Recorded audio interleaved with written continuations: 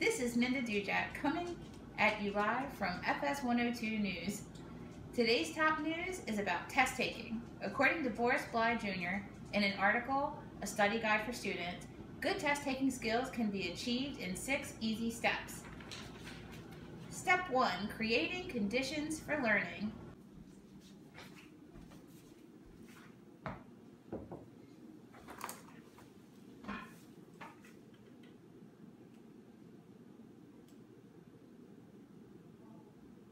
Step 2. Motivation.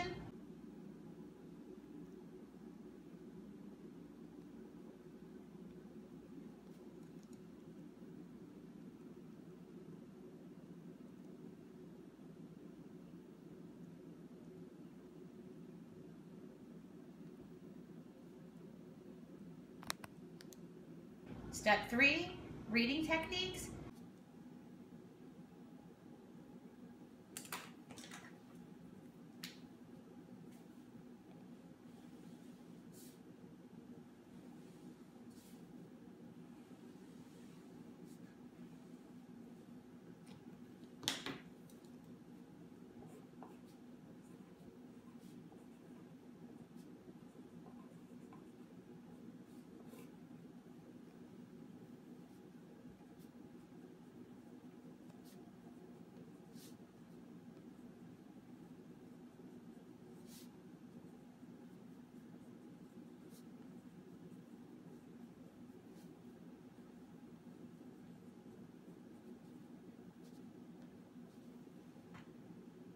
Step 4.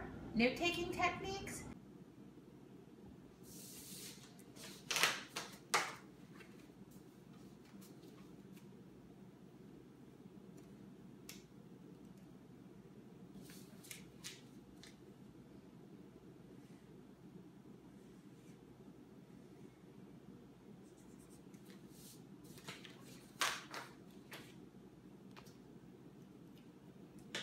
Step 5. Reviewing your previous test.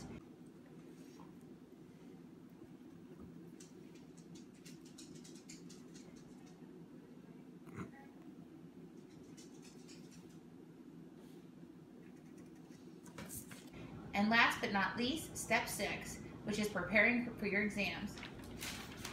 Once you are prepared for your test or exam, it's game time, and reporting from the testing room is Andrew. Thanks, Minda. Jeez. When's the professor gonna get here? Don't you just want to get this test over with? Every student experiences at least some level of test anxiety. In fact, according to the American Test Anxiety Association, as much as 18% of all students in school consider test anxiety to be at least a bothersome condition, while as much as 20% of all students in school consider test anxiety to be a much more serious issue. Experts, however, have been continually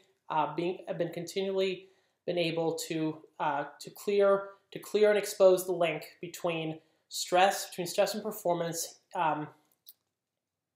in order to devise cheap and effective strategies to better manage test anxiety. And in fact, in one article, Test Anxiety: Why Is It Increasing and 3 Ways to Curb It by Valerie Strauss and Annie Murphy-Paul, three such strategies are discussed to help to decrease the severity of test anxiety. So the first strategy discussed is referred to as unloading on paper. Cyan Bialak and Gerardo Ramirez at the University of Chicago developed this strategy. What this strategy entails is for the student, perhaps maybe about 10 minutes before their test begins, to take out a piece of paper and then on that piece of paper to basically just purge or unload all their fears and worries that they might have about that test onto paper, so they can free up more space and free up more brain power, so that they can actually focus better on the actual test that they're about to take and not about worrying about it. So, examples of what a student may write is they may write something like, if I don't get an A on this chemistry test, I'll be off the football team. Or they may write something like, don't forget any of those steps in the proofs on the geometry test. Or they may write, I need a B on this world history final to pass this class.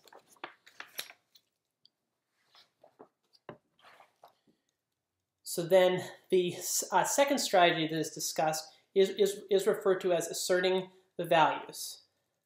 Gregory Walton and Jeffrey Cohen at Stanford developed this strategy. This strategy is aimed at dealing with a lot of the unfair and just false stereotypes that are directed at both female and minority students. The goal of this approach is to build self-confidence in female and minority students, and for them to recognize within themselves that they do indeed possess all the potential and all the ability that all of their fellow students possess. So just like in the first strategy, what the student would do is, probably about 10 minutes before the test begins, take out a piece of paper, and what they would do is they would write important values to them down, and then they would explain why those values are so important to them. So some of the examples that they might use is a student may write, charity is important because we should all look after one another.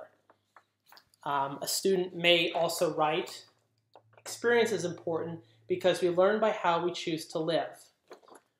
Or a student may also write, family is important because I live by the example they set. So then the third and final strategy that is discussed is engaging in relaxation exercises.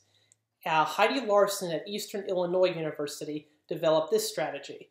And she basically developed this strategy and wanted to especially gear it towards younger students who definitely have a greater probability of dealing with the physical manifestations of test anxiety or stress. So whether that would be sweating or shaking or something like that. So if you'd like to try it with me, we can try a relaxation breathing technique, which is if you just want to raise your arms and inhale through your nose, and then drop your arms and exhale through your mouth. Try it one more time. Raise your arms, inhale through your nose, and drop your arms, exhale through your mouth.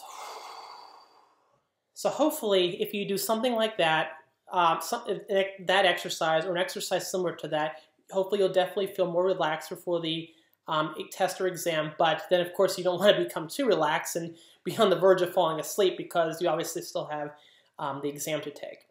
So, in conclusion, if you give unloading on paper, asserting your values, and engaging in relaxation exercises a go, you may very well find to take the burden of test anxiety off of your shoulders to at least some extent, so you can better concentrate and focus on the thing that's most important, which is getting a good grade on that exam and excelling in your class overall. Okay, it's test time.